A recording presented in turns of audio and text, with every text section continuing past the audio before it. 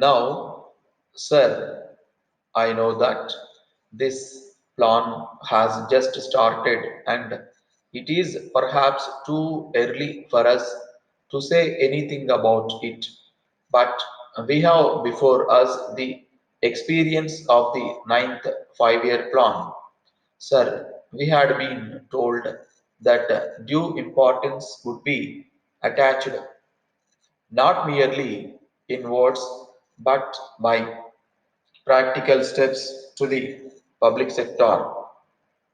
I think in this connection, it was the duty of the Honorable Minister to have explained to this House as to the steps that had been taken with a view to bringing about the kind of reorientation in favor of the public sector which was promised in his numerous statements.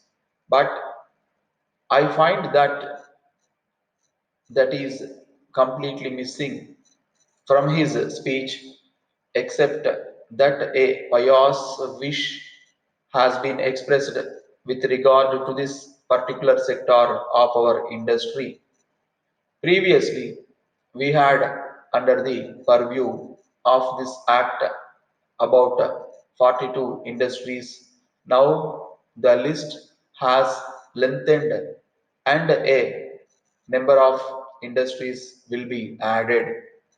I concede that when we are having a planned economy, when we are thinking in terms of rapid development of industries, of rapid industrialization, it is necessary for the government to come into the picture more and more and assume the necessary control and direction of industries. I am not opposed to it at all. On the contrary, I would like them to vigorously act in this matter, but that is not enough. We must examine as to whether the direction, regulation, or whatever you call it is on the right lines, how it has worked.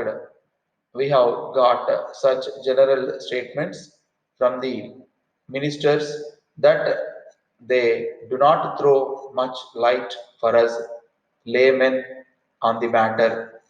I wish that when such measures are brought before the House, a kind of white paper or whatever you call it is circulated among the members, you do not expect that we laymen in this house would easily understand these things until and unless we have some opportunities of studying the relevant data and the material on the subject.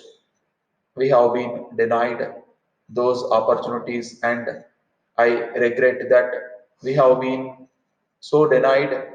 I know that in this respect, honorable members who come from big business or the business world would be in a somewhat advantageous position because they are familiar with the working of this act in a way which would enable them to speak more effectively. Now, let us see how this has worked. I know that when this measure was first brought before the House several years ago, there was much opposition to it, which came not from the public but from certain business interests. They did not like any kind of government interference in industry. They believed in a kind of laissez-faire in this matter, and they thought that if the government came into the picture, their interests would suffer.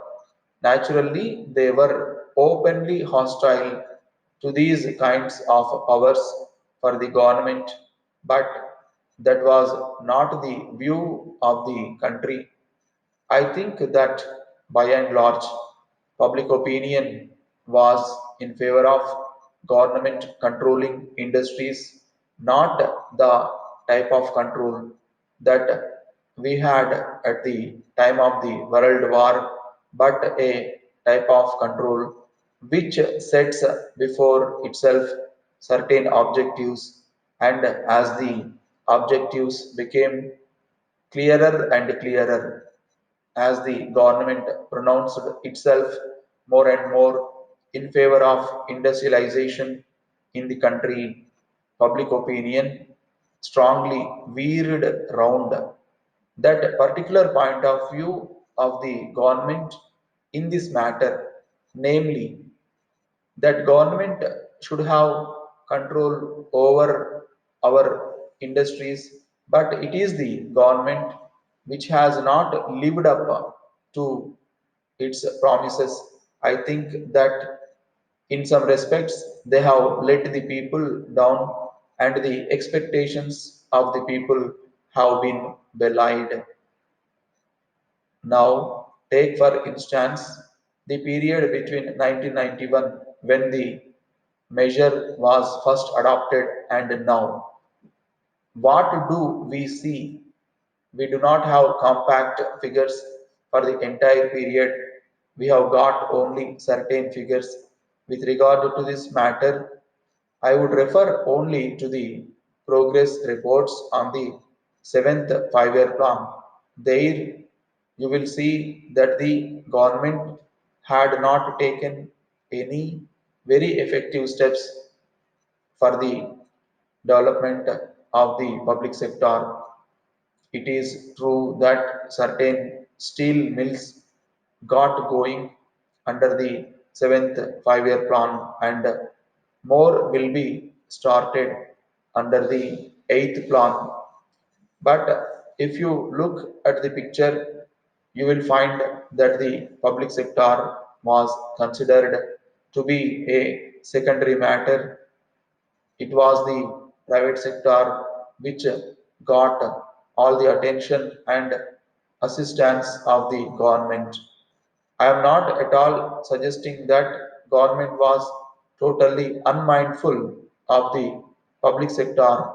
What I am saying is that when the government entered into the picture, it did not give to the public sector the attention that it deserved. I think that the Honorable Minister owes us an explanation, not only as to why such a thing happened, but also as to what steps he is going to take with a view to changing the pattern of such development.